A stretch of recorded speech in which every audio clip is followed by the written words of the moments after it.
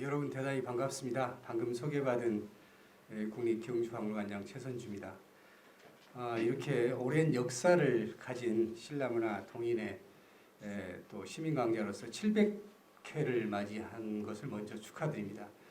그리고 700회 강사로 저를 또 이렇게 초청을 해주신 것을 더더욱 영광으로 생각합니다. 많은 강의들이 있고 또 우리 박물관에서도 박물관 대학과 또 인문학 강좌가 계속 있어 왔습니다. 금년에도 여러 강의 계획을 준비를 하고 있습니다. 그래서 올해 이제 제가 이 강당에서 처음으로도 강의를 하게 됐는데요.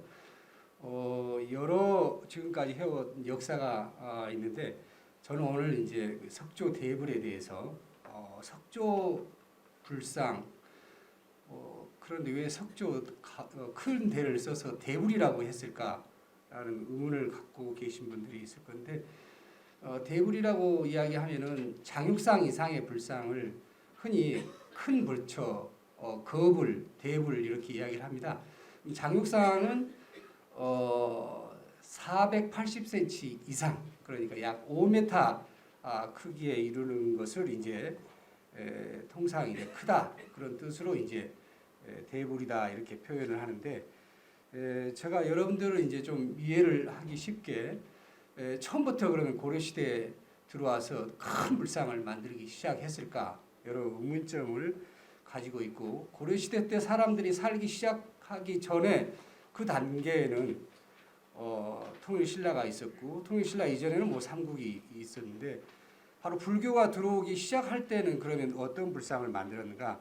여러분 너무나 다 잘 아시기 때문에 제가 고려시대 석조 대불에 들어오기 전 단계를 간단하게 그냥 말씀드리도록 하겠습니다.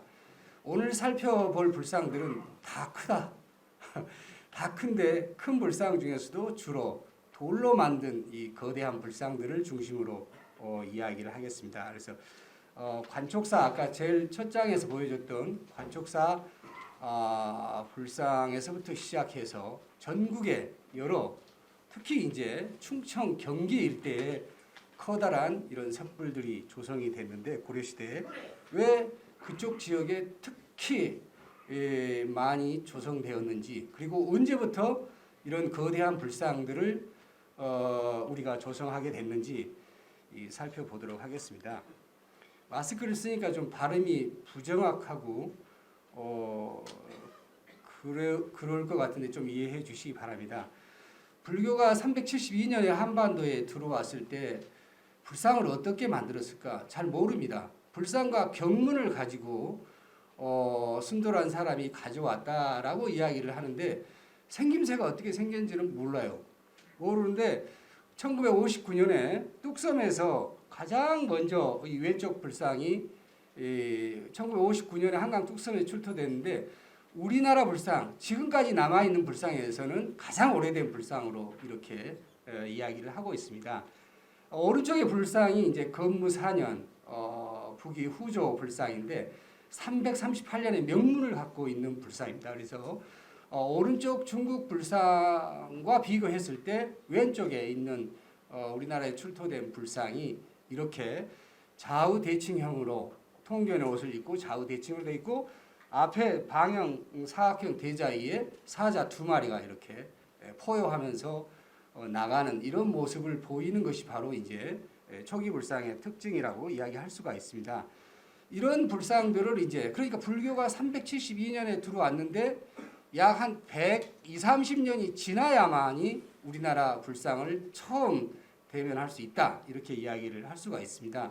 처음에는 당연히 불상이 부처를 만든 불상이 어떻게 만들까 고민을 많이 했겠죠. 왜냐하면 우리나라 종교가 아니기 때문에 인도와 서역 쭉 거쳐서 들어오면서 AD 1세기형부터 이제 불상을 만들기 시작해서 우리는 372년에 들어오니까 그 이후에 이제 불상이 만들어지는데 왼쪽에 이 539년 연가 7려명은 요건 경상남도 의령에서 1963년에 이제 출토된 상인데 이건 뒤에가 명문이 새겨져 있어요. 연가 7년 김이 이런 낭랑동사라고 하는 평양동사에서 1000개의 불상을 만드는데 그중에 29번째 불상을 만든다. 근데 그 오른쪽 불상이 524년에 중국에서 만들어진 불상. 그래서 오른쪽 불상과 같은 불상들을 보면서 우리나라에서 고구려 불상을 이렇게 만들었다. 나머지 999개는 없고 하나만 이렇게 발견이 돼서 국보로 지정돼서 국립중앙박물관에 전시가 되고 있습니다. 처음에는 이제 금동불로 불상을 만들거나 또는 소조불 흙으로 구워서 불상을 만들거나 이렇게 만들다가 점점 이제 나무로 만들고 또 주변에 있는 이 돌로 이 불상을 만들 생각을 당시 사람들이 한 것 같습니다. 이것은 백제도 마찬가지고 신라도 마찬가지고 백제의 이제 왼쪽 불상은 군수리 목탑 심초석 안에서 금동 보살을 입상하고 한 쌍으로 이렇게 출토가 됐는데 이 돌은 납석재입니다. 그래서 화강암보다 훨씬 더 연질이죠. 그래서 조각하기가 쉬운 그러면서 굉장히 백제 불상의 얼굴이 부드러운 면모를 볼 수가 있고 그리고 이제 6세기 말에서 7세기 초로 된 추정이 되는 서산 마의 삼전불 그러니까 절벽 자연 암벽을 갖다가 직접 불상을 조각하는 이런 상들을 이제 만들기 시작한 거죠. 그러면 백제만 이렇게 만들었을까? 그렇지는 않습니다. 당시 이제 지금 아까 좀 전에 봤던 이 서산 마의 삼전불 본존의 오른쪽 편에 앉아 있는 반가 사위상이 있습니다.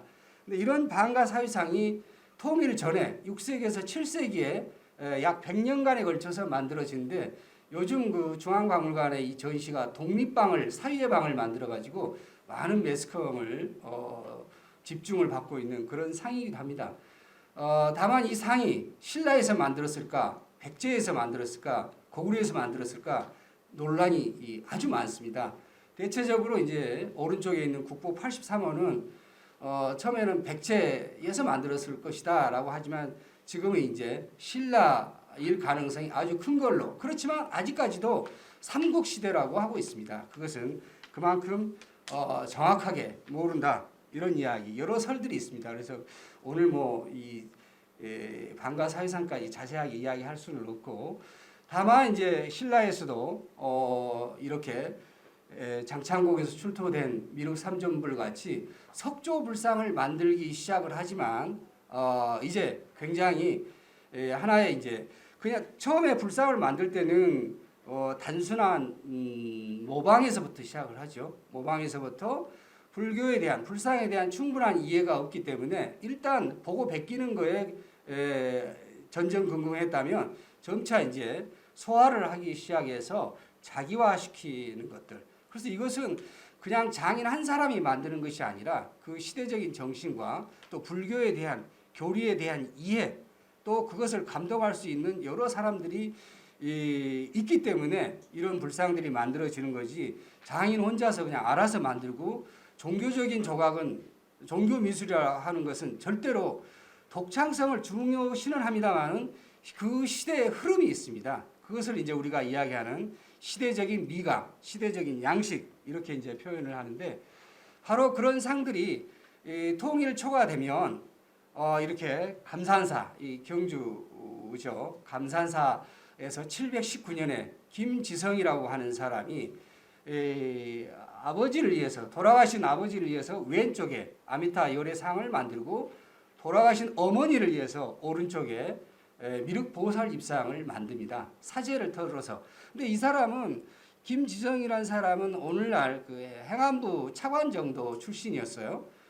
근데 당시에 사신으로 중국 당나라를 다녀오는 그런 인물입니다. 그래서 당나라에서 유행했던 그런 국제적인 불상 양식들을 보고 여기 와서 신라의 이제 장인한테 의뢰해서 이 상을 만들게 된 거죠. 이건 일제 강점기 때 이제 일본인들에 의해서 조선 총독부 박물관로 옮겨가 가지고 지금은 중앙박물관에 전시되어 있죠. 그리고 오른쪽에 이제 잘 아시는 석굴암 김대성에 의해서 전생의 부모를 위해서 석굴암과 현생의 부모를 위해서 불국사를 만드는 이러면서 이제 불국사와 석굴암은 당시 8세기 중반에 그야말로 이제 통일신라 시대의 대표적인 불상과 불탑을 만드는, 그러니까 이제 돌이라고 하는 어떤 그 단단한 화강암을 자유자재롭게 이제 활용해서 표현할 수 있는 그런 능력을 갖춘 그런 통일 신라 시대의 어떤 장인과 또 시대적인 분위기라고 이야기할 수가 있겠습니다. 그러면 이런 그 통일초라든지, 그러니까 이제 삼국시대 불상은 여러분이 잘 알다시피 이제 각각 고구려, 백제, 신라, 불교가 받아들이고 어떤 루트를 통해서 중국에서 불교를 받아들이냐에 따라서 불상을 만드는 그런 생김새가 조금씩 다 달라요. 다른데 이제 이게 통일이 됨으로써 하나의 이 약간의 통합적인 개념, 그러니까 어떤 조형적으로 불상이 하나, 이상적인 하나의 안을 만들기 시작을 하는데, 그게 바로 석굴암 본존불에서 항마촉지를 하고 있는 그 본존상을 중심으로 한 상들이 그야말로 이제 하나의 정형화된 그런 상이 만들어지기 시작하죠. 근데 이제 통일 초에도 역시 그러면 석굴암 본존불이 가는 단계가 그냥 본존불을 석굴암이 만들어진 건 아니죠. 많은 신라 주변에 이런 선도산에 있는 이런 그 거대한 불상을 만든다거나, 또 경주 남산에서 많은, 이 경주 남산은 아마 여러분들이 이제 너무나 많이 답사도 하고 아시겠지만 그냥 뭐 무계획적으로 불상을 만들었나, 아니면 정말 계획적으로 종합적인 어떤 뭐랄까 이 불국토 이상 세계를 구현하려고 마스터 플랜을 짠 상태에서 하나씩 만들어 갔나. 물론 이제 연구자에 따라서 다를 수는 있습니다. 다릅니다만은 지금과 같이 어떤 종합적인 마스터 플랜을 가지고 만든 것은 아닌 것 같아요. 그래서 그것은 어떤 이 계곡 저 계곡의 어떤 차이라든가 그런 것이 뭐 분명하게 있는 것이 아니고, 여러 가지 시대와 또 계곡과 이런 것들이 혼재돼서 나타났는데, 아무튼 선도산에 이런 약 7m에 해당하는 이런 거대한 상을 본존은 마애불 돌 자체 거기에 있는 자연 암벽을 이용해서 만들고, 좌우의 협시 보살상들은 별도로 원각상으로 만들어서 3존의 이 세트를 구축을 하게 된 거죠. 그래서 이제 본존에 이렇게, 그러니까 이 선도산이라고 하는, 여러분 뭐 이제 잘 아시겠지만 선도산이 차지하는 그 경주에서 선도산이 차지하는 그 위치, 그런 위치에다가 동쪽에는 석굴암, 서쪽에는 이런 선도산의 아미타, 이런 상들을 만들어서 신라 사람들이 생각하는 불교의 세계관을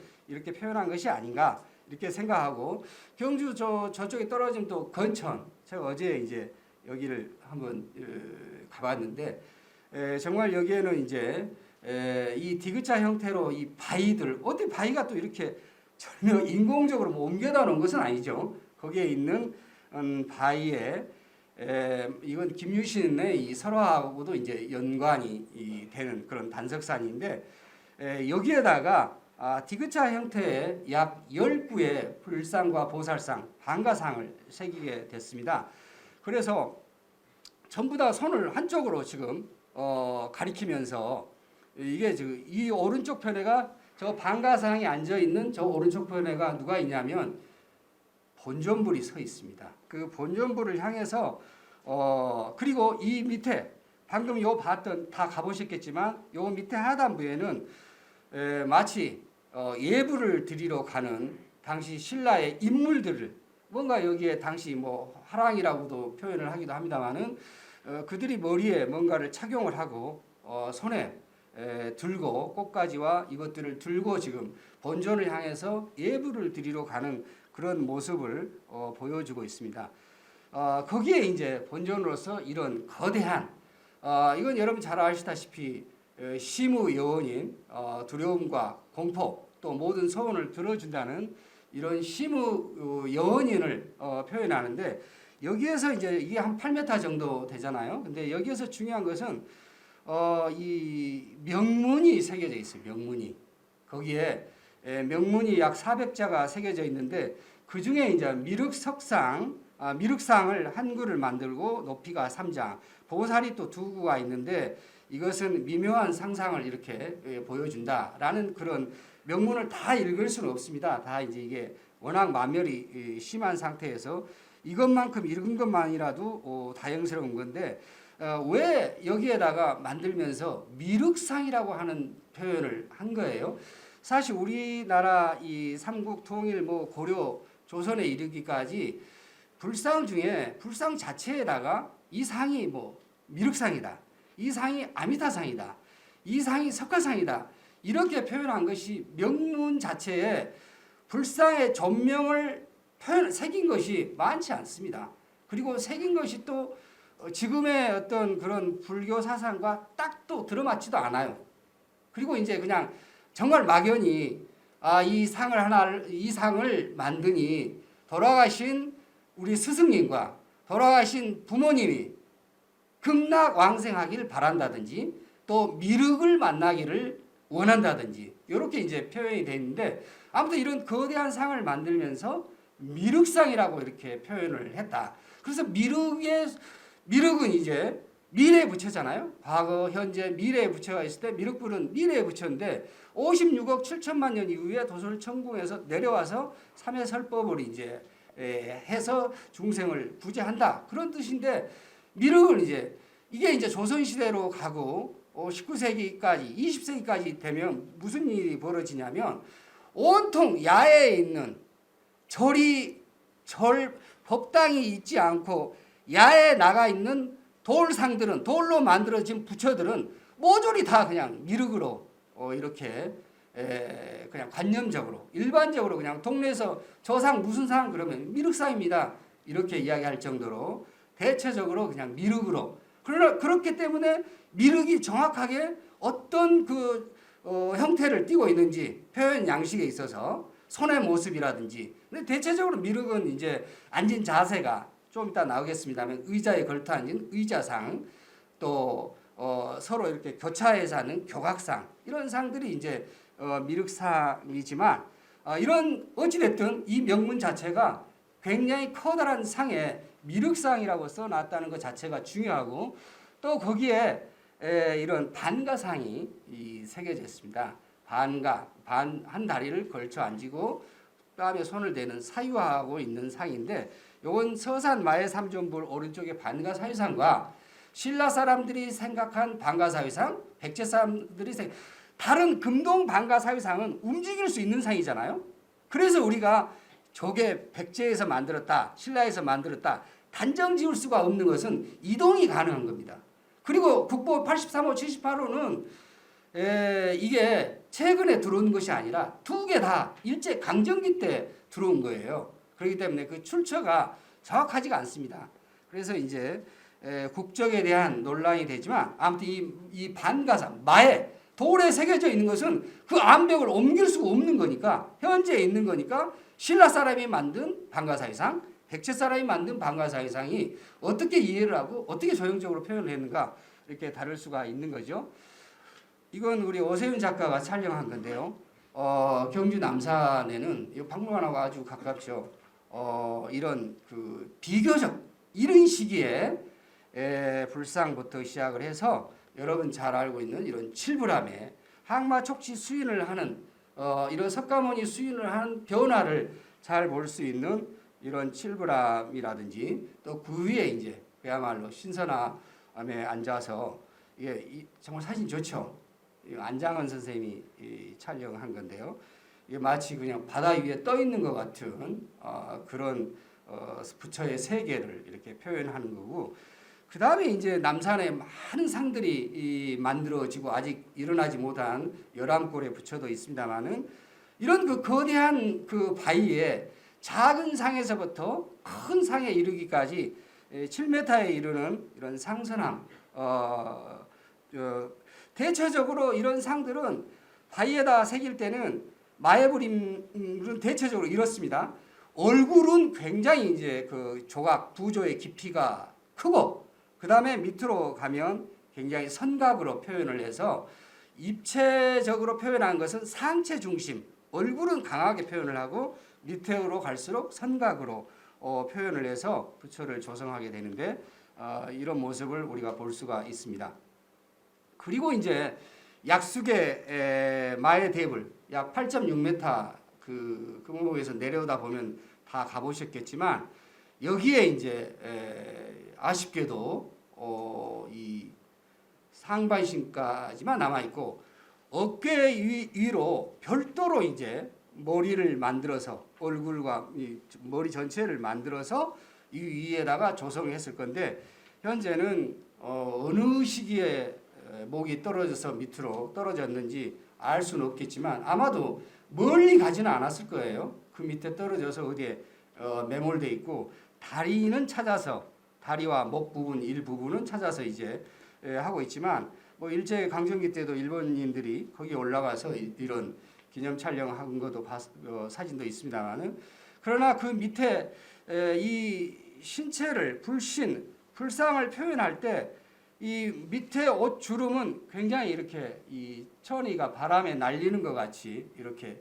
젖혀져 있는 모습을 이렇게 잘 표현하고 있습니다.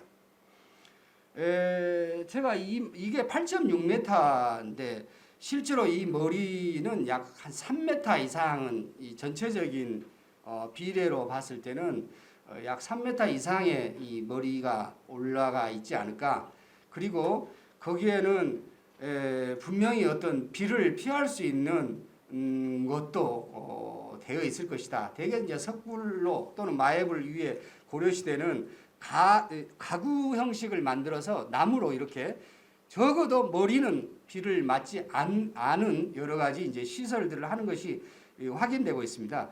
저 오른쪽 상은 경주 남산에서 출토됐죠. 지금 중앙박물관에 전시되어 있는 왼손에 약함을 들고 있는 약사열의 상입니다. 그래서 제가 만약에 이 약수의 대불이 머리를 한번 올려보면 신라 사람들이 9세기 때 이런 거대한 불상 위에 아마도 이런 그 커다란 머리까지 같이 만들어서 약수의 저 정상 부분에서 밑에를 굽어보고 있을 것이고 뭐 위에서 내려온 것이 아니라 많은 사람들은 아래에서부터 이 약수의 이 대불 정확하게는 이제 뭐 약사열은 아니죠. 오른손을 이렇게 내리고 왼손을 하고 있는 설법인의 자세 또는 아미타 수인의 수인을 하고 있는 그런 모습으로 표현을 하고 있습니다. 뭐 여러분이 뭐 이거 저기 이 사마령이라고 하는 또 연화대자라고 하는 이곳에 여기도 어마어마한 큰 상이 여기에 자리를 요게 지금 한 2m 이상 되니까요. 여기에 좌상이 있던 또는 입상이 있었던 이 위에 실제 올라가서 내려다보면 전체를 다 조망할 수 있는 이런 곳에 자연 암석을 치석을 해서 부처님의 대자로 표현을 하고 있습니다. 그래서 이 당시 사람들이 생각했던 신라인들의 어떤 그 불교적인 사고관을 그러니까 이 경주 남산 자체는 그냥 하나의 산으로 본 것이 아니라 이 전체 하나하나가 다 새로운 불국토의 세계라고 생각을 한 것 같아요. 그래서 삶과 죽음이 따로 있는 것이 아니라 바로 같은 공간에서 숨쉬고 있었지 않나 이런 생각을 합니다. 이런 불상이 이제 고려로 들어오기 전 단계에 이런 상들이 이제 만들어졌다. 그래서 고려 시대 사람들은 그러면 어떤 불상들을 만들었고 또 고려 시대 불교는 이 짧은 시간에 다 이야기할 수는 없지만 아무튼 통일신라 중심 이 경주 중심에서 수도가 이제 개경으로 올라가지 않습니까? 태조 왕건에 의해서 고려가 918년에 건국되면서 개경으로 수도를 잡고 그러다 보니까 이제 지방에 물론 이제 지방관을 파견하기도 합니다만은 이 전체를 다 이 불교 이 국가 자체를 불국가로 생각을 한 거잖아요. 종교 모든 게 조선이 유교라고 하면 고려시대 사람들은 전체 생각 자체가 불교적인 사고관 속에서 정치, 사회, 경제, 문화를 이끌었던 그런 그 불교 국가라고 이야기할 수가 있겠습니다. 그러다 보니까 전국에 걸쳐서 많은 사찰들을 만들어요. 개경에는 10대 사찰을 비롯해서 수도 중심으로는 약 70개의 사찰이 지고 그 다음에 각 뭐 지역에서도 경주는 경주대로 계속해서 지어진 절을 유지하겠죠. 그리고 다른 지역에는 이제 경주 외관의 다른 지역들은 새로운 국가를 맞이해서 지방 호족들이 이제 힘을 발휘하고 있는 그런 시대이기 때문에 각각에 맞는 그런 절을 짓고 그런 불상을 만들고, 그러니까 통일신라 경주가 딱 중심이 돼서 여기에서는 이렇게 만들어야 된다 하는 어떤 정확한 룰이 있다면 이게 이제 지방으로 막 퍼져나가면서 이렇게 생각한 사람 저렇게 생각한 사람, 불상에 대한 이해, 또 불탑에 대한, 석탑에 대한 이해가 조금씩 이제 달라져요. 같은 부처고 같은 부처를 모시는 유고를 모시는 석탑이지만 해석에 따라서, 생각에 따라서 조금씩 달리하다는 것을 볼 수가 있고, 그리고 이제 연등회와 팔관회를 개최하면서 각각의 모든 행사를 불교 중심으로 행사를 펼쳐 나가고, 그리고 이제 중국과도 끊임없는 새로운 요소들을 받아들이면서 기존 것과 또 이것, 또 제일 중요한 것은 통일신라 시대 고구려 백제에서 했던 것이 통일신라 시대 하나에 종합됐다면 고려 시대에 들어와서는 누구나 새로운 이제 정권이 들어서야 되면 뭘 합니까? 자기만의 스타일로 색깔을 내는 거잖아요. 향 우리 이제 정부가 어떤 정부가 들어설지 모르지만 새로운 정부가 들어서면 새로운 정부 정책을 발표를 하게 되는 거예요. 마찬가지로 고려가 새롭게 이제 문을 여는데 경주에서 연 것이 아니라 통일신라 경주와 수도와는 다른 새로운 개경에다가 독특한 문화를 만들어야 되니까 그 자체를 새롭게 이제 새로운 프로젝트를 이제 발표를 하게 된 거죠. 그러나 그게 저기 밑에까지 지방에까지 미치기에는 한계가 있는 거죠. 그러니까 그 지방에서는 불교 국가가 됐다는 것은 알지만 다 통제할 수가 없으니까 각각 지역에도 독특한 불교 미술, 불상과 불타, 또 뭐 여러 가지 것들을 이제 진행을 하게 됩니다.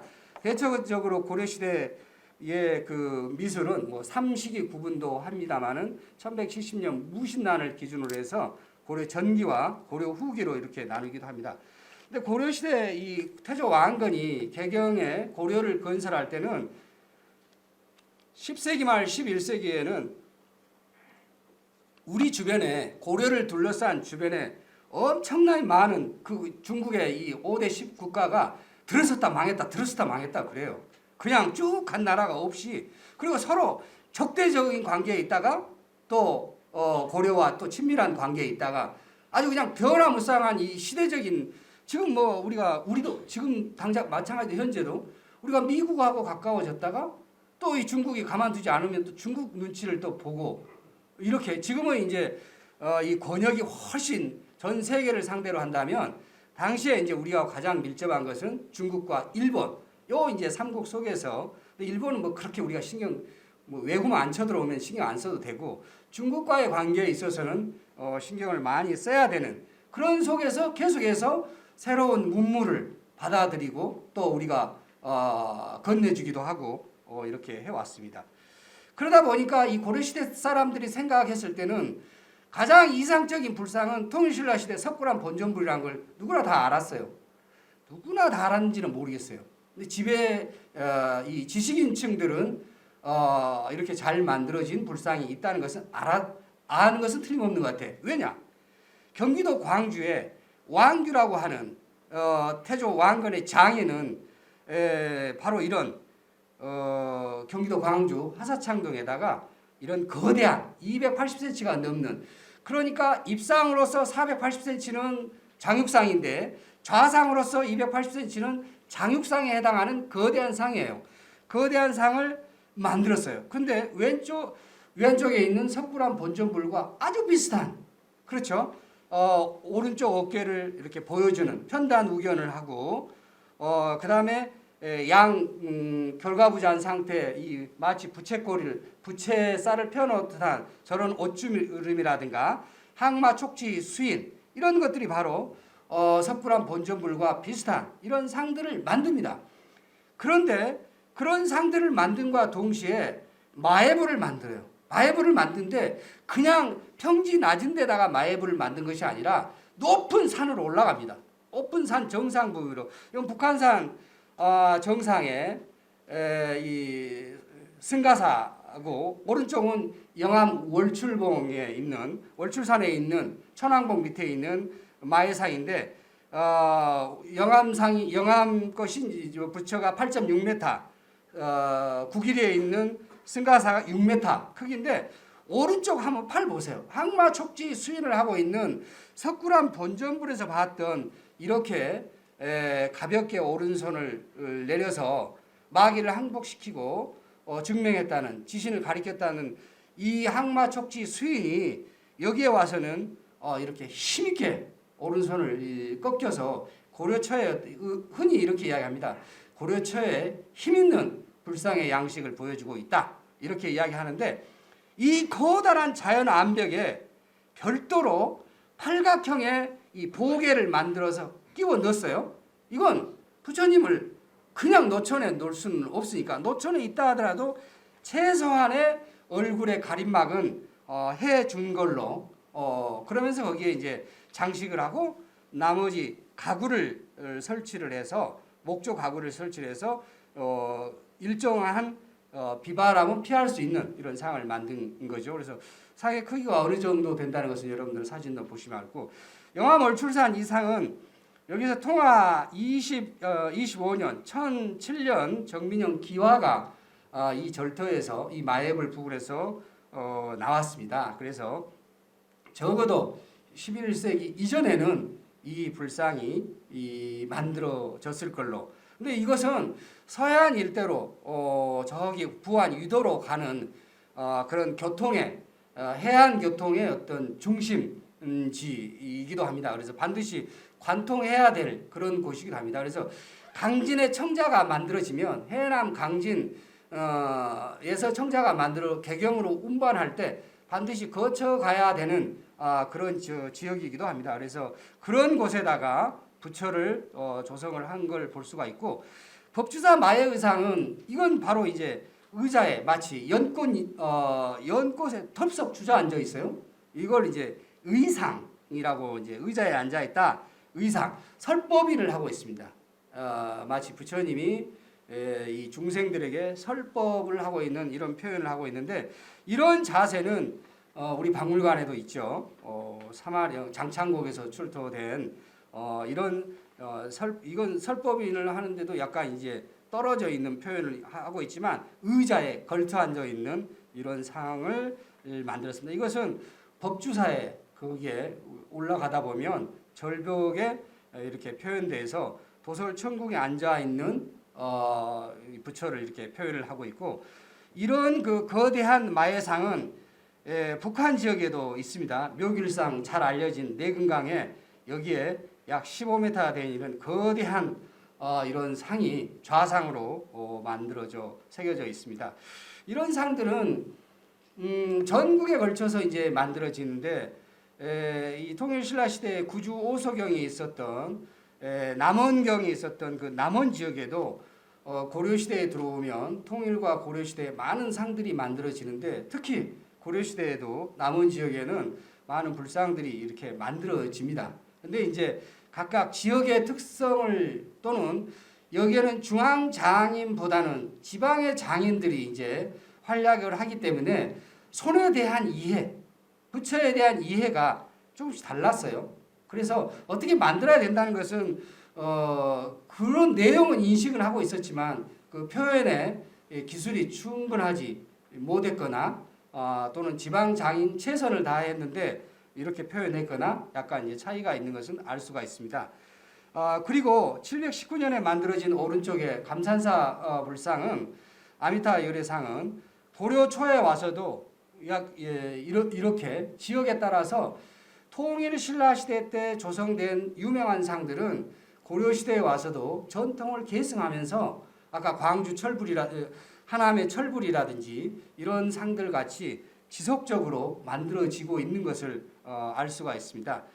자, 그러면 고려 시대에는 태조 왕건이 이제 불교 정책을 취하고 결혼을 29번 한 것은 아니고 부인이 이제 29명이 되는데, 그 첫 번째 부인이 이제 나주시잖아요. 나주에 이제 이 해상 이 정벌 전쟁에 나갔다가 나주오 씨를 만나서 이제 첫 번째 부인을 맞이하게 되는데, 그 이전에 936년에 무슨 일이 벌어지냐면 황산벌 전투에서 견훤의 아들 신금이 마지막 후백제가 최후의 항복을 합니다.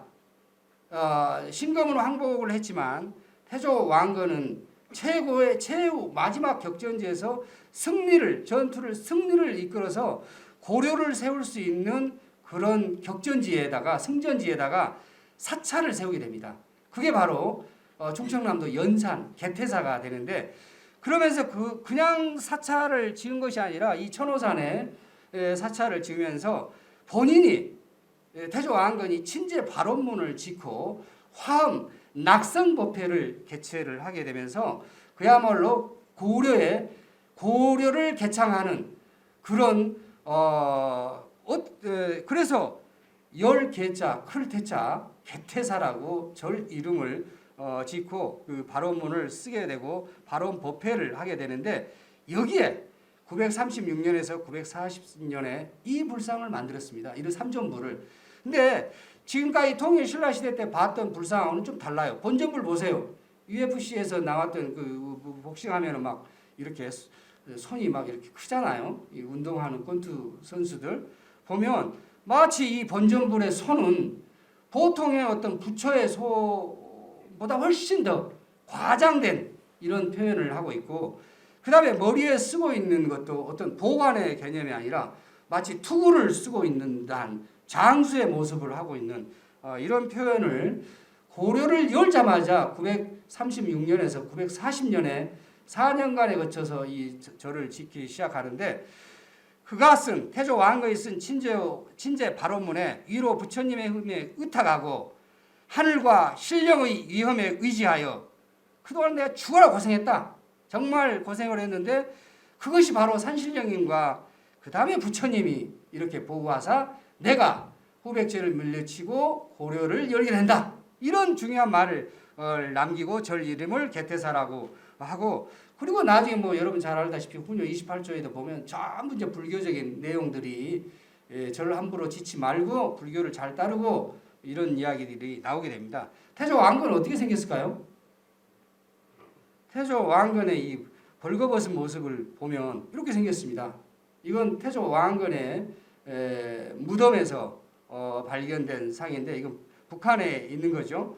2018년에 고려 1100주년 특별전 할 때 이 상을 빌리기 위해서 엄청 노력을 하고 문 대통령에 가서 이야기해서 김정은이 빌려준다고 했는데 제가 그 담당을 했습니다.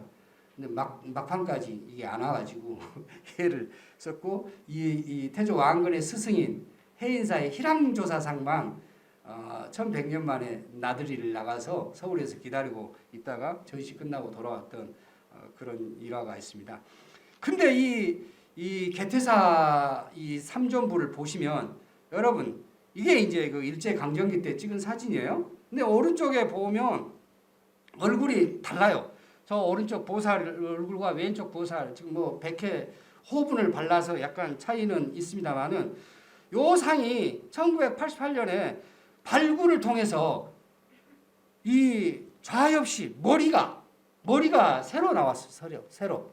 이것은 그 발굴을 하고 충남대에서 발굴을 하고 있는데 그 주변에 할머니가 계속 뭐 꿈자리에 나타나서 부처님이 뭐 이렇게 자기를 구해달라고 그래서 진짜 이게 무슨 소린가라고 했는데 진짜 그 일대를 발굴하니까 이 머리가 나왔습니다. 그래서 현재는 요 저쪽에 있는 머리를 내리고 이 원래 발굴했던 이 머리를 지금 올려서 현재 이런 상태로 삼존불, 그러니까 좀 전에 봤던 요 상과는 이 머리와는 완전히 다르죠. 이런 머리가 나와서 이 936년에서 940년에 만들었던 오리지널 상은 이 좌협시의 상이구나라는 것을 이제 알 수가 있습니다.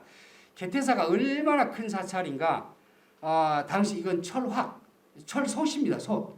여기서 스님들이 밥을 해 드신 이 솥이 이렇게 큽니다. 당시에 이 서 있는 사람이 자기 키로 이렇게 들여다봐야 솥이 보일 정도로 이렇게 거대한 것입니다. 저는 오늘 이제 이 얘기를 하기 위해서 시간이 좀 지났는데 관촉사, 은진미루 여러분 혹시 다 보셨어요? 직접?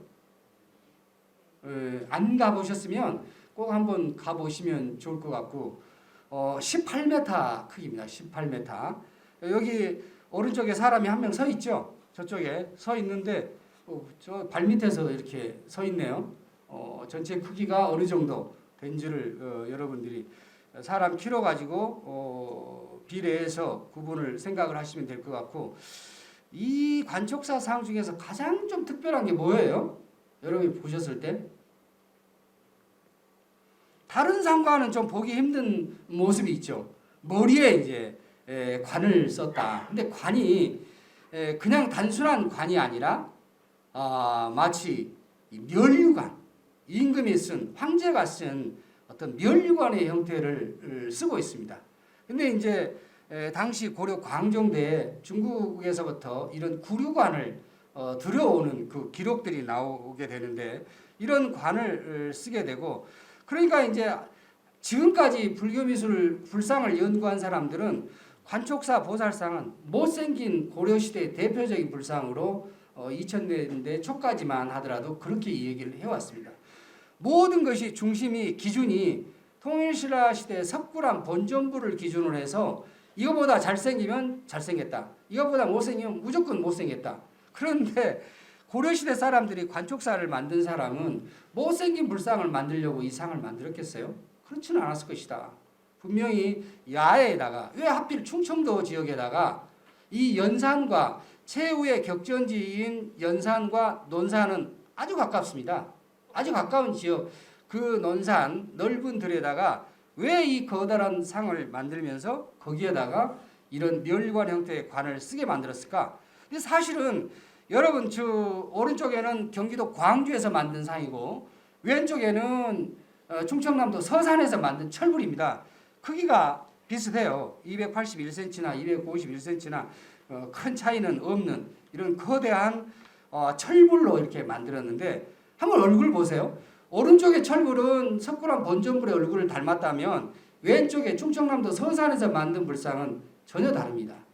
이런 서산 불상이 강원도 원주 불상과 이제 상통하게 되는데, 얼굴이 이렇게 지역별로 이제 다른 상들이 만들어져서 현재 중앙박물관에 서로 마주대하면서 이 불상을 이렇게 전시를 해놓는데, 이렇게 마주보게 전시를 한 사람은 바로 접니다. 제가 이제 중앙박물관 건립 추진단에 있으면서 불교조학실을 관여해서 하게 됐는데, 관촉사의 이 기록은 동국여시 승남에도 나왔습니다만은 이 사적비에가 내용이 나와 있습니다.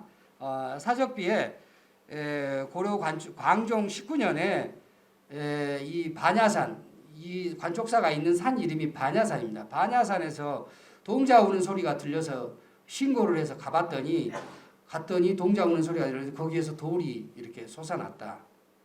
돌이 솟아나서 이걸 조정에 신고를 하니까 조정에서는 승해명을 비롯해서 100여 명의 장인들을 보내서 이 상을 만드는데 무려 37년간이 걸려서 이 상을 완성했다. 이런 기록이 나옵니다.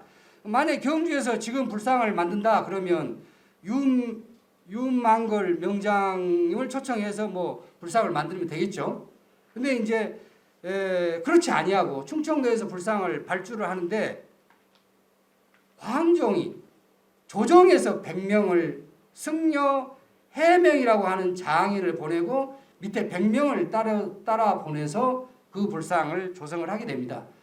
아니 그 바쁜 와중에 100명을 개경해서 논산까지 가서 이 불상을 만들라고 하는 데는 분명한 큰 이유가 있을 것이다 라는 것이 이제 저의 궁금한 점이죠. 다른 사람들도 물론 궁금했겠지만, 그래서 제가 이걸 부지런히 왜 그랬을까, 광종이 어떤 사람일까, 뭐 이런 것들을 이제 들여다보기 시작했더니, 광종은 노비 안건법을 실시하고, 그래서 그냥 원래 노비가 아닌 사람들을 싹 조사해가지고 다 내보내버렸어요. 그러니까 갑자기 지방 호족들이 경제적인 이 농사 지을 사람들을 한 100명 데리고 있었는데, 야, 한 10명만 한 거 다 보내버려. 그럼 갑자기 그냥 쪼그라들어 버리니까 어떻게 되겠어요? 그래서 지방 이 호족을 강압하는 정치, 또 과거 제도를 쌍기라고 하는 사람은 과거제도를 실시하고 공무원들한테 옷을 품등에 따라서 유니폼을 입히고 스스로 이제 이 독자적인 준풍이라고 하는 연호를 쓰고 황제라고 본인이 황제라고 이렇게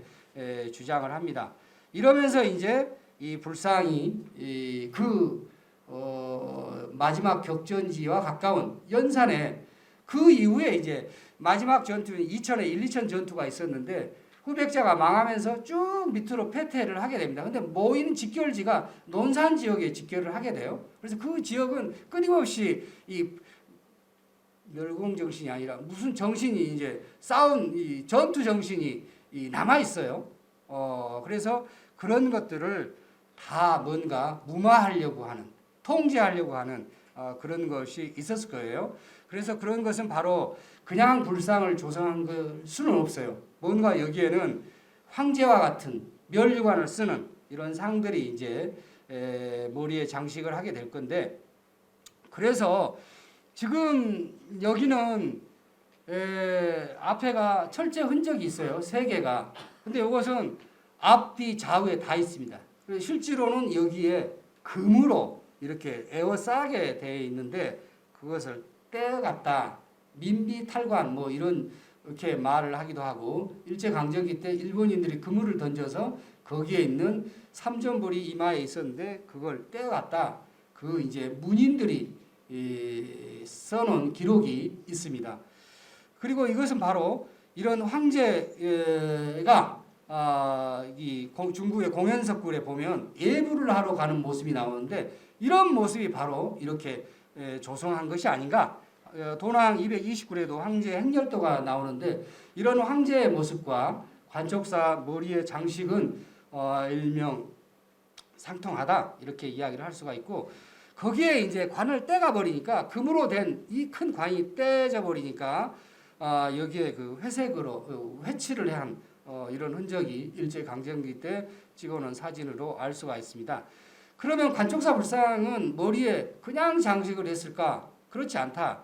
그 장식을 하기 위해서는 우리나라에 좀 더 시원적인 양식이 없는가 이런 것들을 찾아보니까 김제 금동 판불 7세기 때 이런 장식 금동으로 만들었는데 부처님 머리를 1000개로 장식을 한 것이 있고, 남산 탑곡에도 그런 장식이 있어요. 여러분 탑곡은 많이 가보셨겠지만 거기에 탑곡에 보면 이 북면에 보면 쌍탑이 있죠. 탑이 있고 거기에 가운데 부처가 앉아 있는데 거기에도 이렇게 1000개 장식을 하고 있는 것을 볼 수가 있습니다.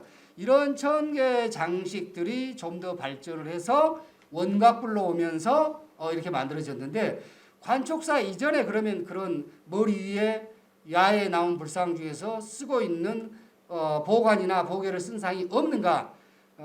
팔공산 갓바위 그냥 엄청나게 초와 쌀을 입시 때 내면 그냥 스님이 계셔서 제가 함부로 말 못하겠네요.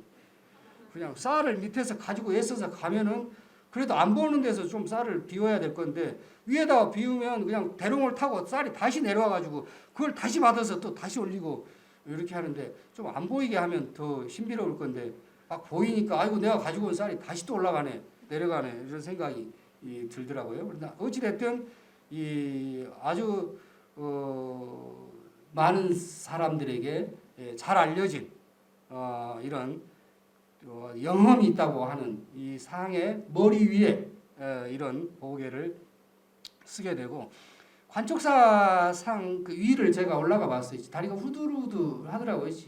실제로 18m 위에 올라가서 보니까 이 전체 은진 그 넓은 땅, 그 뒤에 이제 간경이 있고 그 넓은 땅을 다 내려다 보이는데 위에다가 이렇게 화려한 장식들을 고려 금속 공예를 볼 수가 있고, 그리고 이게 지금 머리가 곱슬곱슬 하는데 저게 뭐냐면 보발을 썼는데 보관을 쓰니까 이게 삐져나와가지고 머리가 이렇게 이걸 잘 표현을 해놓은 겁니다. 이것은 개태사 좌협시불에 보관을 쓰니까 눌러서 머리가 밖으로 삐져나온 이런 표현의 양식을 관촉사에서도 그대로, 얼마나 큰지 여러분 잘 아시겠죠?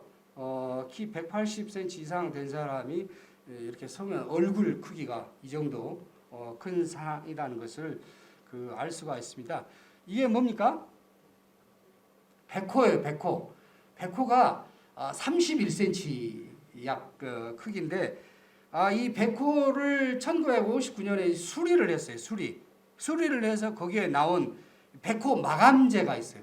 청동으로 이렇게 꽂아서 마감을 하고 그러니까 이걸 드러내고 지금 저걸로 아까 그걸로 이렇게 막아놨어요. 이건 막아놓고 이걸 떼어냈을 때는 요게 나왔어요. 여기에 근데 이제 명문이 새겨져 있는데 정덕 16년 1521년에 4월 15일 날 대시주 한산 이씨, 대시주 김씨, 대시주 김평조 이런 사람들이 이 백호를 수리하면서 그 지역 충청남도 한산 그 지역 일대 사람들이 관여했다는 것이 수리 보수를 했던 것이 이제 흔적이 남아 있는 백호 마감하는 청동 자료입니다. 그리고 눈이 지금 여러분 궁금하죠? 아래에서 보면 야 이게 뭐 되게 진짜 뭐 비율이 잘 안 맞다, 비례가 잘 안 맞고 이렇게 이야기할 수가 있는데 실제 제가 눈을 정면에서 들여다보니까 아래서는 무슨 그걸 그림으로 그려놓은 줄 알았어요. 먹으로. 그랬더니 실제 보니까 이게 전파남을 자르다가 눈을 끼웠어요. 눈알을. 그리고 좌우에 네 안각을 줘서 역시 여기에도 이 눈물샘 양옆에 여기에다가 표현을 해서 전체적으로 밖에서 봤을 때는 이 커다란 이 균형을 또 어떤 그런 눈의 표현, 위험 있는 표현을 이렇게 한 것을 볼 수가 있고 석굴암에서도 보였다시피 입술에는 이렇게 주칠을 해서 장식을 한 것을 볼 수가 있었습니다.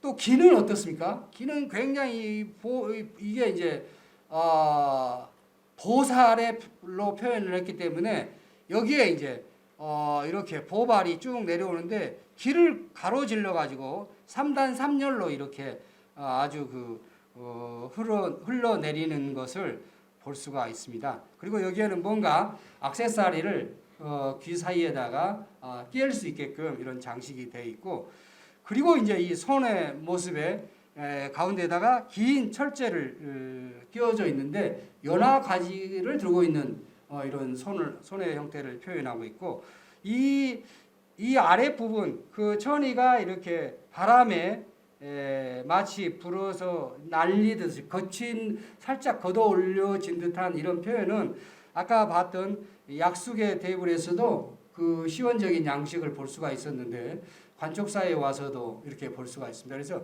굉장히 묵중한 어떤 하체 표현을 이 천이에 젖혀진 이런 표현으로 인해서 굉장히 둔중함이 이제 굉장히 경쾌한 이런 모습으로 반전된 것이 아닌가 이렇게 생각을 합니다. 고려 초의 이 시기에는 불상과 보살상에 이렇게 관을 쓰고 있는 상들이 많이 나와요.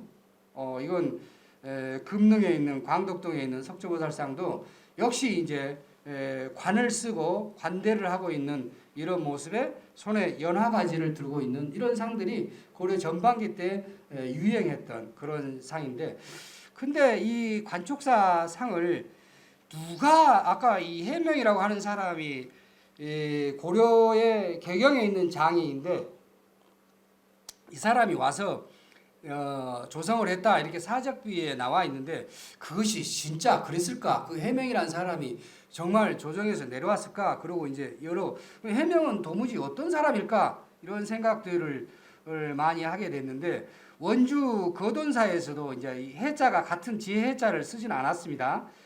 근데 고려 시대에는 이름 중에서 이렇게 한자를 달리 쓰는 경우도 더러 찾아지는데 여기에도 각자 글씨를 새긴 사람이 이제 해명이라는 이야기가 나오고 운주사 동국여지지에 보면은 운주사에 관여했던 사람도 승희 해명이라 이런 이름들이 이제 등장을 하게 됩니다. 그래서 그 해명이 다 동일인지 아닌지는 확인하기가 어렵습니다. 확실하게 증명하기가 힘들지만 아무튼 뭔가 좀 관련성은 있다라는 생각을 하고 운주사는 좀 시대가 좀 떨어지기는 합니다만은 근데 이 상을 다 만들고 옮기는데 관촉사 사적비 맨 밑에 보면 약 1000여 명이 동원돼서 이 불상을 옮겨서 세웠다 이런 내용이 나옵니다. 도무지 불상이 1000여 명이 어떻게 새겨서 했는지 예천 개심사의 5층 석탑의 1층 부분에 명문이 쫙 새겨져 있잖아요. 이 탑은 약 53톤 정도로 추정이 되고 있는데 1010년 그러니까 고려 현종 때 4월 첫 8일 날 완공을 하기 위해서 1년 4개월, 1년 3개월이 거쳐가지고 이 공사를 했어요. 이 석탑을 만들었어요. 그런데 거기에 뭐라고 나오냐면 1011년 4월 8일에 완성됐는데 이 정규 군인들이 46대, 수레 18대, 소가 1000마리, 승려 백성 10,000명이 동원돼 가지고 이 탑을 세웠다. 1년이 넘게.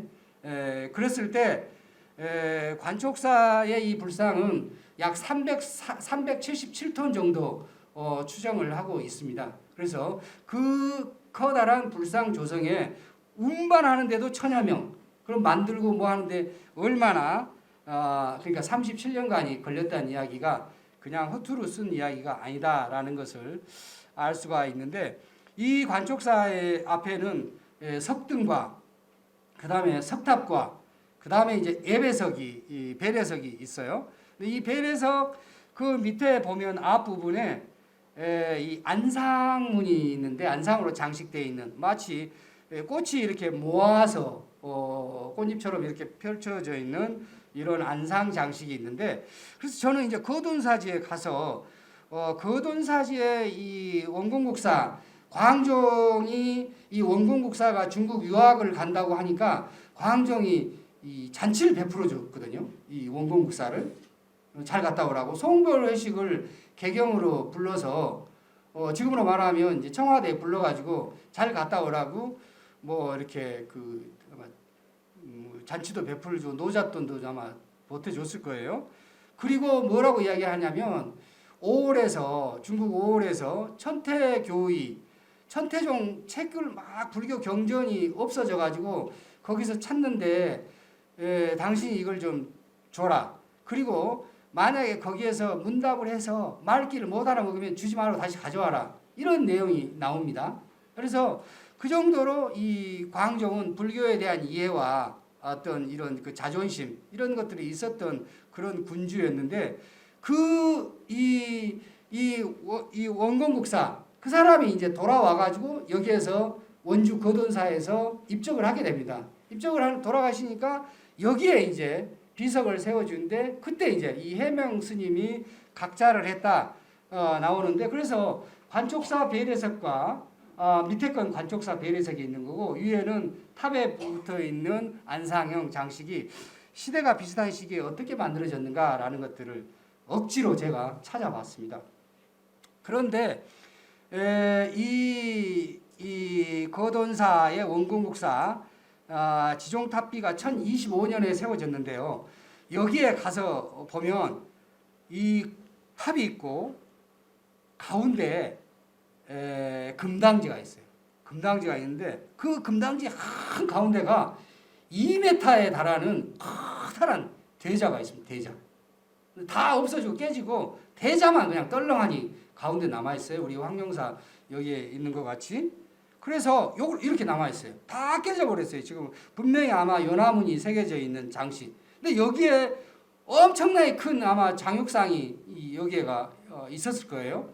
그러니까 아마도 이 해명이라고 하는 스님은 쬐끄만한 그런 불상 만드는 그런 사람이 아니라 거대한 상들을 만드는데 아무튼 여기저기 다녔던 그런 승려 장인이 아닌가 저는 이렇게 생각을 했어요.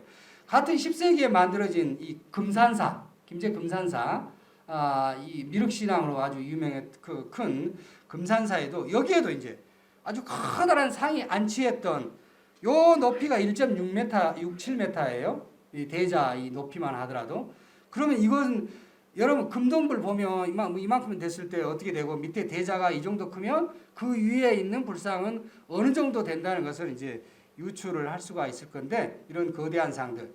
관촉사상이 이 만들어지고 나니까 안성 이 매산리 이 길목에다가 그와 유사한 상이 이제 안성 매산리에 만들어지고 또 관촉사와 아주 가까운 부여 임천면 대조사에서 관촉사는 18m지만 대조사는 약 10m에 해당되는 이러한 상들을 만들고 이중 보관을 쓰고 있는 상, 그다음에 수인, 손의 모습 이런 것들은 비슷하지만 또 세부 내용은 뭐 좀 다릅니다. 그건 여러분들 이제 하나의 상들이 만들어지면 모델로 만들어지면 그 이후에 어떻게 이제 달리 만들어진가를 여러분들이 이제 유추해 볼 수가 있겠는데 충주 미륵대원 뭐 일명 그 조그마한 절이 하나 있는데 그 세계사라고도 부르기도 합니다만은 거기에도 요건 이제 문경세제를 넘어가는 그 조령으로 넘어가는 그 앞부분에가 있어요. 그러니까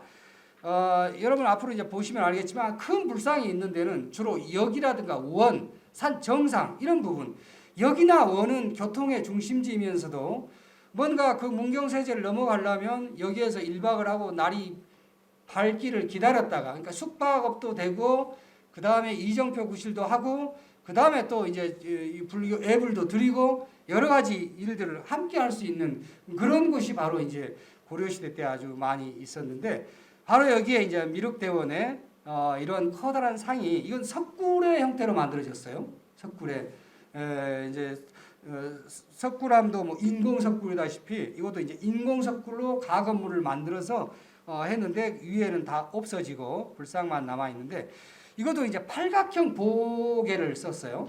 팔각형 보개를 쓰다 보니까 얼굴 형태는 이제 굉장히 이제 깨끗하고 손에 들고 있는 것은 연봉 같은 것을 봉을 들고 있고 그리고 이것도 이제 몇 개의 석재를 짜서 맞췄는데 전체적인 뭐 비례라든가 또 이 밑에 발의 표현은 매우 좀 옹색스럽게 좀 표현을 했습니다. 그래서 어떻게 보면 이 법당 안에 들어있는 누가 지금같이 이렇게 발밑을 들여다보는 사람들이 우리가 좀 특별한 사람들이지 부처님이라고 하면 멀리서 보고 그냥 외부를 들이면 되지 꼭 올라가가지고 이렇게 부처님 발이 어떻게 생겼는가 이렇게 이제 하니까 좀 잘 비례가 안 맞는다 뭐 이런 이야기를 할 수가 있겠죠.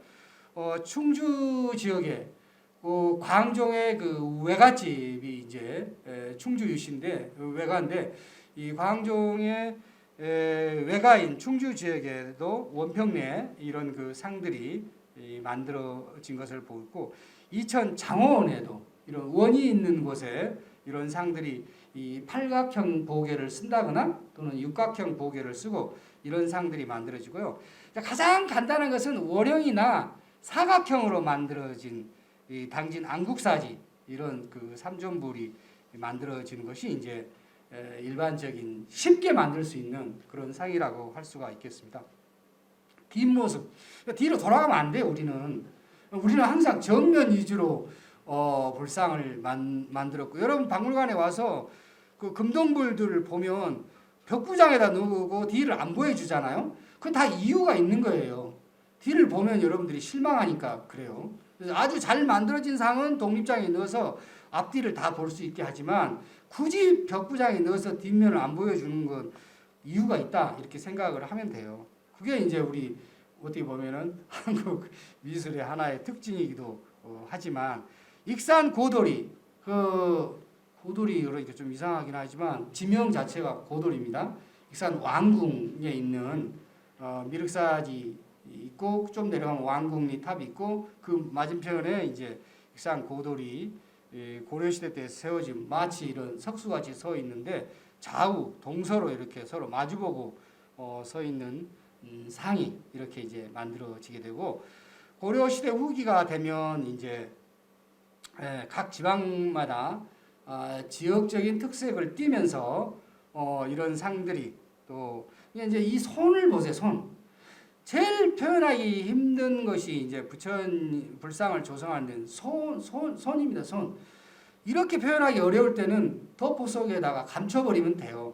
그래서 이제 운주사 불상은 전부 손을 그냥 옷 속에다가 감추고 있는 또 이제 장성 원덕리의 석굴은 마치 이제 이게 그 제주에서 봤던 그 뭐 돌하루방이나 또는 실상사 앞에 보면 벅수, 장승, 돌 장승의 형태를 띈 부처님인지 장승인지 구분이 애매하다? 아닙니다. 이제 부처님은 되게 또 표현을 하려고 무진 노력을 하죠.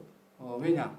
목에다가 삼도를 이렇게 하고 이마에는 이렇게 그 백호를 새기고, 그러나 이제 눈이 크고 또 왕방울코 뭐 이렇게 표현을 하는데 장승의 어떤 요소도 이제 가미한 그런 이제 이런 원각불이 만들어지다가 고려 시대에는 이 바위 자체, 기존에 이제 바위 자체에 대한 암석 신앙이 있는 거예요.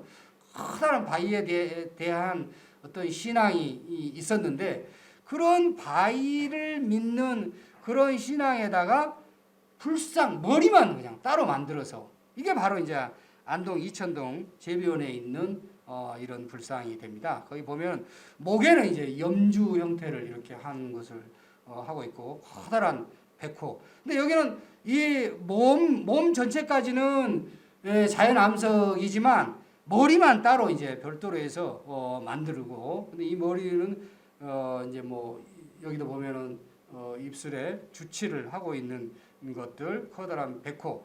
이게 이제 대개 이제 이런 길목에다가 이런 상들을, 커다란 상을 새긴 것이 볼 수가 있습니다. 그래서 오른손을 내려서 엄지와 가운데 손가락을 마주 잡고 그다음에 왼손을 올려서 이렇게 하고 있는 표현들, 이런 상들은 여러분 이제 약수계 대불에서도 봤죠. 오른손 내리고 왼손을 이렇게 올려서 서로 손가락을 마주 대하고 있는, 그러니까 이런 자연석의 몸을, 부처님의 몸을 표현하고 별도의 이런 상들을 올린 것을 이제 했는데, 이제 떨어져 나가서 없었는데, 근데 좀 보면 알겠지만 고려시대 사람들은 뒷면은 그렇게 신경 안 쓴 것 같아요. 뒷면 돌아가면 이게 부처님 머리라는 건 전혀 의식하기가 힘든 이런 상들.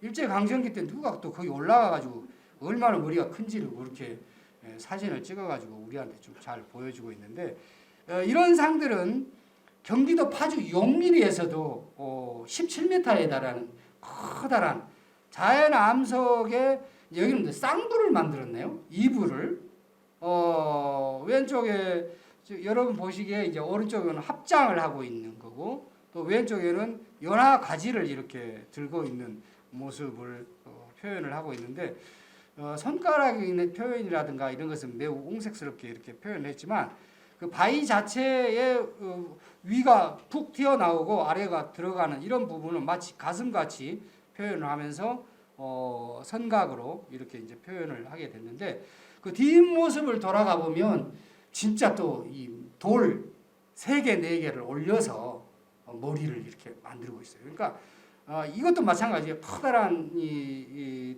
자연 암벽 이용해서 머리만 이렇게 따로 이제 만들어서 거기에 서 있는 사람 접니다. 저렇게 서서 얼마나 그 위에 이제 머리가 크다는 것을 여러분들이 이제 알 수가 있을 건데, 근데 이 상은 지금까지 이제 이 선종과 관련된 그 설화를 가지고 여기서 뭐 부지런히 꿈에 나타나서 어쩌고 하니까 가보니까 거기 가서 누가 나타나가지고 절을 지어서 왕자를 탄생했다, 이런 내용이 있어서 고려 선종년간 11세기에 만들어진 상이 아닌가라고 이제 이렇게 했는데, 몇 년 전에 이제 그 바위에서 그동안의 명문을 잘 못 읽었는데, 거기서 명문을 자세히 읽어보니까 성화 7년 1471년 성종 때에 이 상을 조성을 하고 또 내용들이 나오면서, 또 이 당시에 그 지역에 왕릉 관련된 사람들 이런 것들을 종합을 해보니까 이 고려가 아니라 조선이 아닌가 이렇게 이야기를 하고, 둥근 갓이 이제 고려 말 조선 초에 들어온 이 관모다, 관리들이 쓰고 있는 모자다. 이 모자가 그냥 스님의 아까 이야기한 멸관 이런 보계 스타일이 관모의 형태로 바뀌었다. 그래서 그런 연구가 통해 가지고 이제 이 고려를 조선 전기, 조선 초기의 작품이 아닌가 이렇게 이제, 그래서 이쪽으로 상당히 많이 기울어지고 있습니다. 다만 이제 조선 시대에 이렇게 거대한 불상을 만들면서 뭐 조선왕조실록이나 기타 이런 데는 전혀 기록을 남기지 않은 것에 대한 또 여타 기록들이 보이지 않기 때문에 이 명문에 의존하는 건데, 이제 명문에 의존하는 것 중요할 수도 있고, 또 그 명문이 그러면 언제 새겼느냐라는 것에 대해서 의문을 제기할 수도 있는 겁니다. 어찌됐든 고려 석조 대불은 여러분 뭐 배도 고프시고 뭐 그럴 건데 쉬는 시간 없이 마저 조금만 더 달려가도록 하겠습니다. 고려 석조 대불은 그래서 복의 형태가 면류관의 형식을 쓴다거나 아니면 팔각형 또는 원각, 사각형 여러 가지 형태로 하면서 각각 고려시대 사람들이 지역 주변 형편에 따라서 만드는 것은 이제 제일 잘 만드는 면류관은 근데 아무나 이렇게 쓸 수 있는 관은 아니죠. 그래서 제가 이 보게를 쓰고 있는 이 상들을 68고 73고를 조사를 이제 한 거 보면 각 지역별로 있는데 그렇게 면류관을 쓰고 있는 것은 많지 않습니다. 되게 이제 그 지역 형편에 따라서 간단하게 하는 것들을 볼 수가 있고 마애불은 근데 굳이 가구시설, 목조 가구시설을 하거나 또 그대로 자연 암벽에다가 새기기 때문에 뭐 보게를 쓰는 것은 승가사 외에는 그렇게 많이 보이지는 않습니다. 근데 이런 상들이 바로 이제 이 719년에 만들었던 감산사 상들이 통일신라 상들이 역시 이제 지속적으로 고려에 와서도 유지되면서 이런 상들을 만드는데 되게 이제 얼굴 부분은 상체는 굉장히 부조가 깊고 밑으로 갈수록 이제 선각이나 이런 표현을 해서 표현하고 있고요. 천안 삼태리 다들 이제 이런 상들이 정상 부분에 올라간다거나 바다를 내려다본다거나 이런 부분의 상들을 만들고 있고 운주산은 여러분 가볼 만합니다. 이제 경주 분들은 남산을 다 이제 정복을 했을 거니까 남산이 통일신라 시대의 어떤 삼국 통일신라 시대의 이 불교의 정점이라고 하면 운주산은 고려시대 사람들이 생각한 이 불국토 세계는 어떤가? 운주사를 갔다 오면 신라와 고려가 이렇게 다르구나라는 것을 한눈에 알 수 있는데 이 운주사 이게 이렇게 와불이라 이야기하는데 누워 있는 불은 아닙니다. 이게 자세히 보면 서 있는 불이고 가운데 있는 것은 앉아 있는 좌상인데 미처 이렇게 세우지 못했고 여기에 삼전불로 조성했는데 한 부처가 어디 가버렸어요. 떼어다가 세웠습니다. 세우고 두 상을 미처 못 세웠다. 이건 이제 도선국사가 천불천탑을 만드는데 뭐 닭이 울어버려서 그냥 끝나버렸다. 새로운 국가를 열려고 했는데 그 도선의 신앙이 이쪽에 굉장히 이제 전설처럼 아주 강하게 내려오고 있고 그 밑에 지명 이름도 중장터 스님들이 장을 보는 사람들이 계속 너무 많아가지고 그래서 중장터가 지금도 남아 있는데 여기에 이제 온 산과 이런 능선을 따라서 탑과 불상들이 이렇게 즐비하게 늘어서 있습니다. 근데 탑이 보통 탑이 아니에요. 그냥 좀 애매한 탑들이 이제 신라 사람들이 봤을 때는 좀 애매하네, 좀 거시기하네 이런 탑들이 이제 많이 만들어져 있고 불상도 보면 뭐 바위 앞에 막 불상들이 새겨져 있는데 계란 형태의 얼굴이 둥그런 타원형으로 만들어 있고 손은 대체적으로 그냥 옷 속에 넣어서 합장인을 하거나 안쪽에다 넣어버리는 이런 상들을 이렇게 입상, 좌상으로 바위 절벽 이런 데다가도 수십 구씩 이렇게 해놓은 것을 볼 수가 있습니다. 근데 거기에 이제 집처럼 이게 돌집을 지었어요. 돌 석감을 지어가지고 그 안에 이제 커다란 또 불상을 서로 앞뒤를 마주보게 이렇게 하는 이런 상들이 있는데 동국여지지에는 뭐 이제 승희 해명이 관여했다 이렇게 나오지만 그 해명인지 관축사 그 해명인지 해명을 해야 되지만 확실하게 해명되지는 않습니다. 그렇지만 아무튼 커다란 불상을 만든 청양 그 장곡사의 이 금동 약사열의 좌상인데요. 1346년에 만들었어요. 고려시대 때는 전국적으로 불상을 만든다 그랬죠. 근데 이제 그 지역 사람들이 많이 참여를 하고 통일신라 시대는 왕실 또는 귀족이 발원해서 만들어진 그런 사찰들이 많고 그런 불상과 탑들이 만들어지지만 고려시대 때는 보통의 평민, 성이 없는 노비들까지도 이제 전민들까지도 그 불상을 만드는데 이 2018년에 대고려전 할 때 중앙박물관에서 이 복장 유물을 전시를 했어요. 약 10m에 달하는 이 장곡사 이 복장 유물을 전시를 했는데 이 복장의 길이가 약 10m 되는 대형 붉은 비단에다가 전부 이름을 썼어요. 이름을 써가지고 참여자가 1116명이 이름을 다 썼어요. 여기다가 남성 성씨를 갖고 있는 사람이 249명, 여성 군부인 70명. 근데 거기에 조금 저기 연 2세 이렇게 해가지고 크게 덮어버린 거 있죠. 저 하얀 거하고. 시주 많이 한 사람은 남이 해놓은데 그 위에다 갖다 이름을 또 덮어버렸어요. 이러면 안 되는데 그래도 이제 많이 냈으니까 좀 이렇게 해가지고 그래서 큰 덕을 부처님의 가피를 받았는지 그건 증명은 안 되지만 아무튼 1116명이 관여했다는 것을 알 수가 있고 혹시 이 전시 보셨는지 모르지만 영월 창녕사 500나한상 이 전시 기획자가 바로 접니다.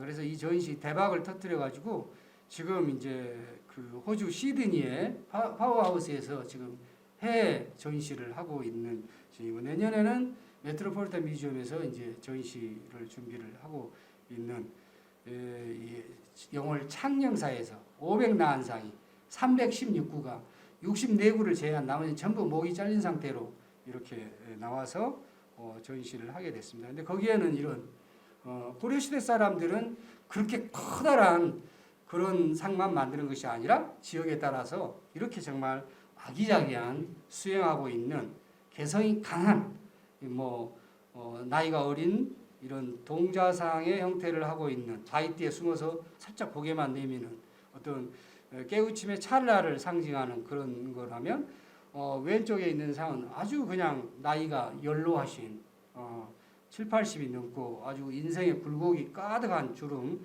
그다음에 손도 이제 나이 드셔가지고 적어져서 손도 자그만한 이런 표현에 이런 가사를 뒤집어 쓰고 있는 이런 상들이 이제 영월에서 출토가 됐고 이 전시를 서울에서 하면서 이 전시장 안에서 음악회 미소 음악회를 한번 해봤어요. 이 미소 음악회를 한번 잠깐만 보여드리도록 하겠습니다. 아이고 잘 안 되네. 잠시 후에 그러면 제가 따로 보여드리도록 하고 시간이 많이 지났는데 이건 뭡니까? 시간을 만지는 사람들, 큐레이터를 시간을 만지는 사람들이라 이렇게 제가 이렇게 생각을 해봤는데 박물관 큐레이터로 살다 제가 박물관 생활 한 30년간 하면서 책을 하나 썼는데 다음 달에 이제 나오니까 여러분들이 이제 책의 내용이 뭐냐면 이런 내용들이 다 들어 있습니다. 그래서 오늘 강의한 것은 극히 일부분에 여기에 이제 들어가 있는 내용들이 있으니까 나중에 나오시면 책이 나오면 여러분들이 이제 참고하시면 될 것 같고 마지막으로 이 통일신라 시대 때 사람들이 생각한 석굴암 본전불과 고려 시대 때 사람들이 생각하는 대표적인 이 관촉사 물론 좌상 앉아 있는 상과 서 있는 상 다릅니다. 근데 고려 시대 사람들은 이 큰 상을 만들면서 못생기는 그런 상을 대표하기 위해서 만들지는 않았죠. 고려 시대 때 사람들이 생각하는 불교에 대한 이해, 부처님에 대한 생각, 또 당시 어떤 교리 모든 것들을 집대성을 하고 거기에 뒤따른 조각 기술 이런 것들이 표현된 것이 관촉사 상이고 또 오른쪽은 통일신라 시대의 어떤 문화로 불교가 꼽힌 그런 식의 만들어진 상을 동일시하게 해석을 하면 안 된다. 각각의 시대 정신이 있고 분위기가 있고 그 기준에 따라서 각각을 이야기해야지 하나의 상을 가지고 다 이렇게 해서 이게 이렇게 단순하게 비교해서는 곤란하다 이런 생각이 저의 그 결론적으로 이야기를 할 수가 있겠습니다. 젊었을 때는 이런 모습이었습니다만은 지금 이제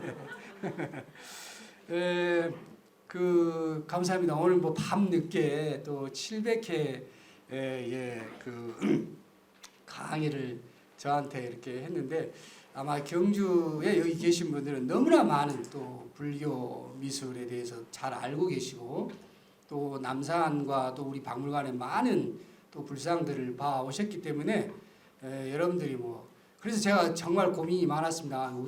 이 훌륭하시고 또 많은 그런 지식을 다 이렇게 겸비하신 여러분께 제가 뭘 강의를 해야 되나 이렇게 고민을 하다가 이 통일신라 시대 때 삼국 통일을 거치면서 경주 사람들이 신라 사람들이 만들어 놓은 이런 상의 전통, 불상의 전통이 고려 시대 때 어떻게 이어졌는가.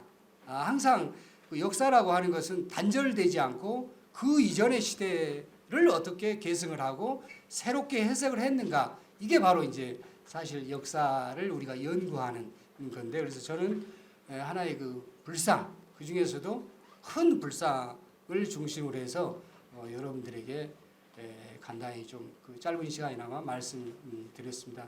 좀 제가 시간이 없어서 막 이렇게 하고 또 아는 바가 별로 없기 때문에 있는 대로 그냥 다 표현을 했습니다.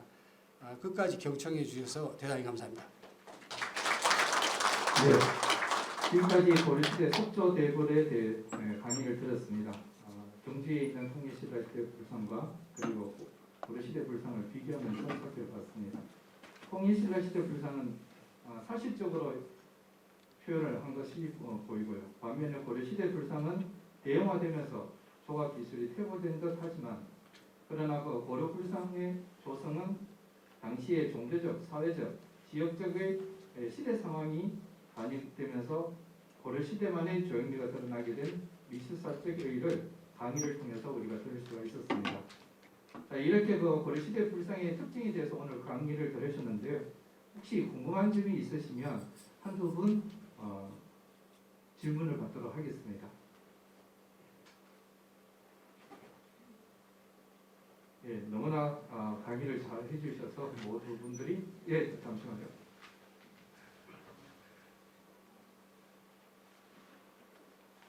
예, 좋은 강의를 듣고 질문을 하지 않는다면 이해가 아니기 때문에 한번 들어보겠습니다. 저희 동인회가 700회를 하지 않았어요.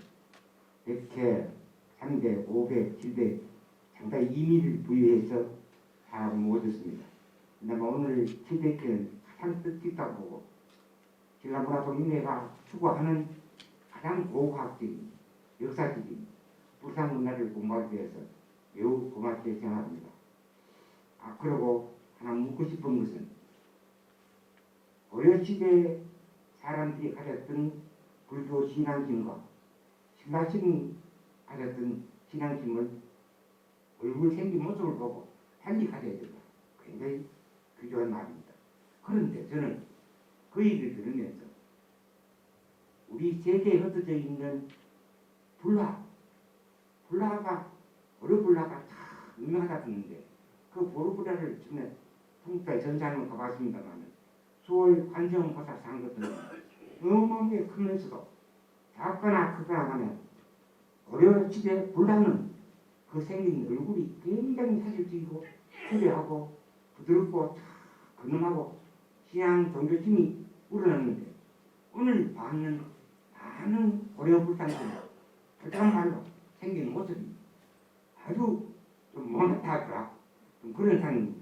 그래서 아마 관장님께서는 그림 그리는 불상은 그렇게 사실적으로 곱게 그리고, 돌로 받으면 불상은 그렇게 고려의 정신을 나타낸다. 그러면 같은 고려시대에는 불나나 불상도 돌도 같아야 되는데 왜 그런 차이점이 있을까? 혹시 그런 차이점에 대해서 연구한 바가 있으면 답변해 주면 고맙겠습니다. 오늘 다 썼습니다. 김용근 선생님 아주 좋은 질문을 하셨습니다. 우리가 지금 남아있는 그 고려불화의 한 120여 점에 된 고려불화가 이제 전 세계에 흩어져 있고, 우리나라는 몇 점밖에 안 남아있는데, 대개 고려불화의 어떤 이제 비단에다 그려지면서 그 우아하고 흔히 이야기한 기적적이고 또 뭐 뒤에서 그려서 하는 이런 배채법 여러 가지 있어서 지금까지 그렇게 아주 그 전 세계에서 내놓기만 내놓으면 불화값이 그냥 정말 상상을 초월할 정도로 이렇게 가격이 뛰고 이렇게 보이고 있는데, 왜 고려의 불상은 이렇게 생겼을까 이렇게 하는데, 사실 고려의 불상은 금동불은 잘 생겼습니다.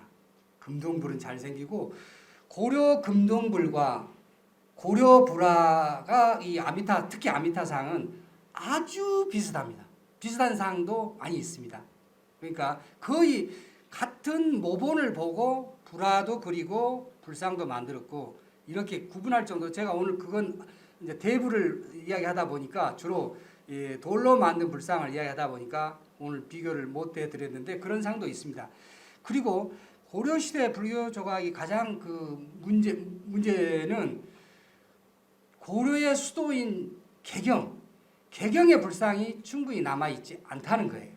여러 이제 전쟁과 기타 이런 걸 통해서 없어지고 또 그렇기 때문에 지금 남아있는 불상만 가지고 이게 고려 불상 전체다 이야기할 수는 없습니다.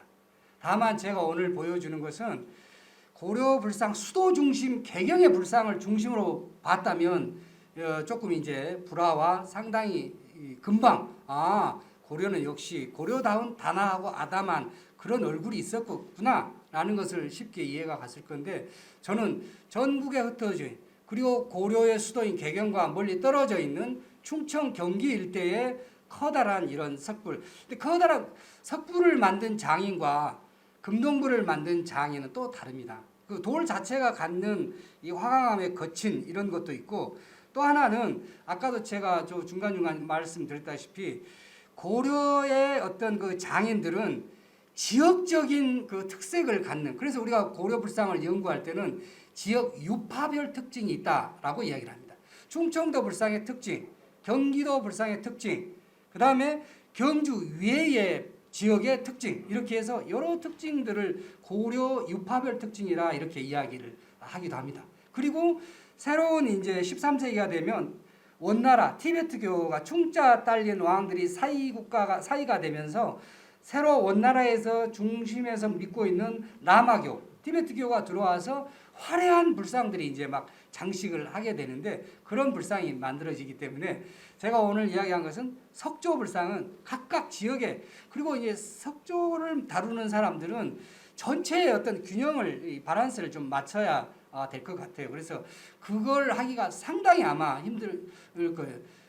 윤만걸 장인 아마 그러시죠? 전체를 한다는 것은 그러다 보니까 이제 주거라고 하는 것은 얼굴 중심으로 이제 최대한 맞추고 밑에는 조금 이제 그 당초에 어떤 생각했던 것보다 훨씬 어려워서 그런지 밑으로 갈수록 조금 이 선각으로 표현해 버리는 그런 경향이 있습니다. 충분한 답은 못 드렸겠지만 아무튼 그렇다고 생각됩니다.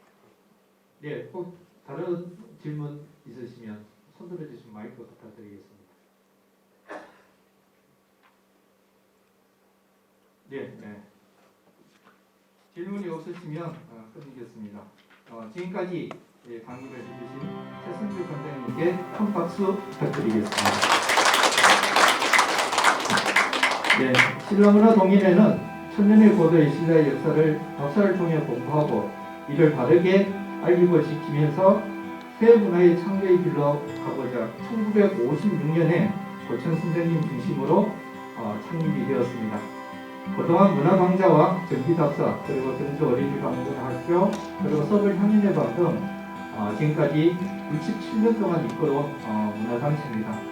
지방에서 개최하는 문화강좌로 700회를 진행하고 있는 문화단체는 어디에도 없습니다. 이 문화 해설의 밤은 지금까지 경주에 오시는 고고학자 그리고 미술사학자들 전공하시는 분들은 반드시 걸쳐갔던 강좌였습니다. 그만큼 우리 이 강좌에 대해서 자부심을 가질 수가 있는 것이죠.